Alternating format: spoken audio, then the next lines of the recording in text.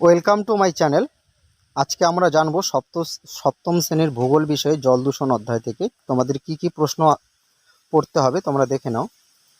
প্রথমে তোমাদের জানতে হবে জল দূষণ ঘটায় কোন কোন রাসায়নিক পদার্থ ও ধাতু। দেখে নাও, জিঙ্ক, পারদ, সীসা, chromium, chlorine, ammonia, phenol, cyanide, chlorine, সাবান, ডিটারজেন্ট, এইসব রাসায়নিক পদার্থ ধাতু কিন্তু জল দূষণ ঘটায়। এবার আমরা জানবো জল দূষণের ফলে কি কি রোগ হয়। জল দূষণের ফলে ব্ল্যাক ফুট ব্যাধি রোগটি হয়। জলে অনেক বেশি মাত্রায় আর্সেনিক মিশলে জল দূষিত হয়। এর ফলে হাতের চেটো ও পায়ের তলায় যে কালো কালো ক্ষত হয় তাকে আমরা ব্ল্যাক ফুট ব্যাধি বলে থাকি। এছাড়াও আর্সেনিক দূষণে চর্মরোগ, রক্তাল্পতা, ফুসফুস ও ত্বকের ক্যান্সার পর্যন্ত হতে পারে। এখান থেকে তোমাদের প্রশ্ন আসতে পারে ব্ল্যাক ফুট ব্যাধি কি, 2 নম্বরের জন্য আসতে পারে। নয়তো তোমাদের আসতে পারে কি দূষণে ব্ল্যাক ফুট ব্যাধি হয়, উত্তর আর্সেনিক দূষণে। এছাড়া আসতে পারে আর্সেনিক দূষণে কি কি রোগ হয়, চর্মরোগ, রক্তাল্পতা, ফুসফুস ও ত্বকের ক্যান্সার পর্যন্ত হয়। জল দূষণ ঘটিত আরেকটি রোগ হচ্ছে ফ্লুরোসিস রোগ।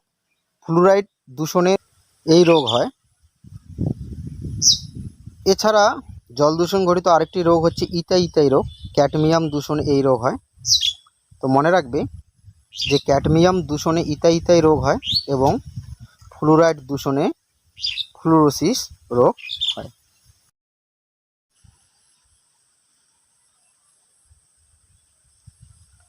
তোমাদের ফ্লুরোসিস, ইতাই এবং ব্ল্যাক ফুট ব্যাধি, এই 3টি রোগ থেকে যে কোনো একটি রোগ সম্পর্কে তোমাদের পরীক্ষায় প্রশ্ন আসে।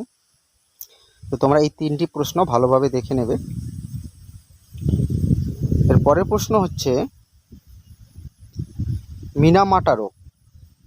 1932 সালে জাপানে মিনামাটা উপসাগরের উপকূলে একটা রাসায়নিক কারখানা থেকে পারদযুক্ত তরল বর্জ্য সমুদ্রে ফেলা হয়। এই মারাত্মক পারদ দূষণে প্রায় 30 বছর ধরে অসংখ্য মানুষ এবং জীবজন্তু মারা যায়। তো মিনামাটা থেকে তোমাদের প্রশ্ন আসতে পারে কি দূষণে মিনামাটা রোগ হয়, পারদ দূষণে। প্রশ্ন আসতে পারে কোথায় মিনামাটা রোগ দেখা দেয়, উত্তর হবে 1932 সালে জাপানের মিনামাটা উপসাগরে। তো প্রশ্নটি ভালোভাবে দেখে নেবে, খুবই ইম্পর্টেন্ট আছে।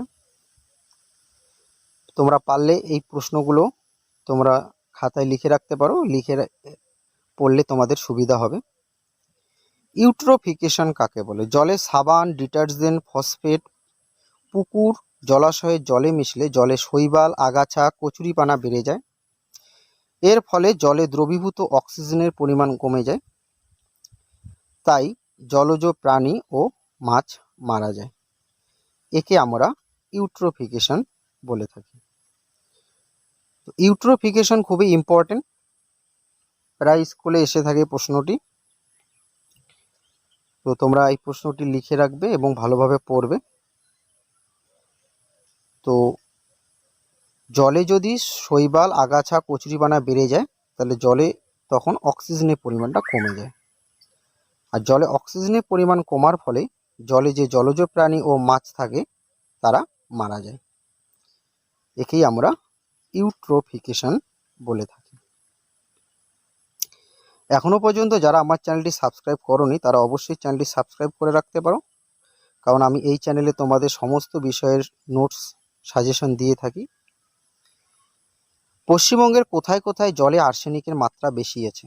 পশ্চিমবঙ্গের মালদা, নদিয়া, হাওড়া, বর্ধমান, উত্তর ও 24 পরগনা জেলায় জলে আর্সেনিকের মাত্রা বেশি আছে। তোমরা জানো জলে আর্সেনিকের মাত্রা বেশি থাকলে কি কি রোগ হয়? তো তোমাদের মনে রাখতে হবে কোথায় কোথায় জলে আর্সেনিকের মাত্রা বেশি আছে। তোমাদের আরেকবার বলে রাখি, তোমরা এই প্রশ্নগুলো ভালোভাবে লিখে রাখো এবং লিখে বাড়িতে ভালোভাবে মুখস্থ করো। এই অধ্যায় থেকে তোমাদের যে কোনো প্রশ্ন আসুক না কেন তোমরা এই নোটসগুলো পড়লে তোমরা যে কোনো প্রশ্নের উত্তর দিতে পারবে। পরের প্রশ্ন, জল কিভাবে শুদ্ধ করা যায়? 100 ডিগ্রি সেলসিয়াস উষ্ণতায় 10 মিনিট ফোটালে জলের বেশিরভাগ জীবাণু নষ্ট হয়ে যায়। 100 ডিগ্রি সেলসিয়াস উষ্ণতায় আমাদের জল যদি আমরা 10 মিনিট ফোটাই তাহলে কিন্তু জলের জীবাণু নষ্ট হয়ে যায়। বিশ্ব স্বাস্থ্য সংস্থার মতে, বিশ্ব স্বাস্থ্য সংস্থা অর্থাৎ WHO এর মতে সারা বিশ্বের প্রতি বছর প্রায় 30 লক্ষ শিশু ডায়রিয়া ও অন্যান্য জলবাহিত রোগে মারা যায়। প্রশ্ন আসতে পারে, বিশ্ব স্বাস্থ্য সংস্থার মতে সারা বিশ্বে প্রতি বছর কতজন শিশু জলবাহিত রোগে মারা যায়? সারা বিশ্বে প্রতি বছর প্রায় 30 লক্ষ শিশু ডায়রিয়া ও অন্যান্য জলবাহিত রোগে মারা যায়।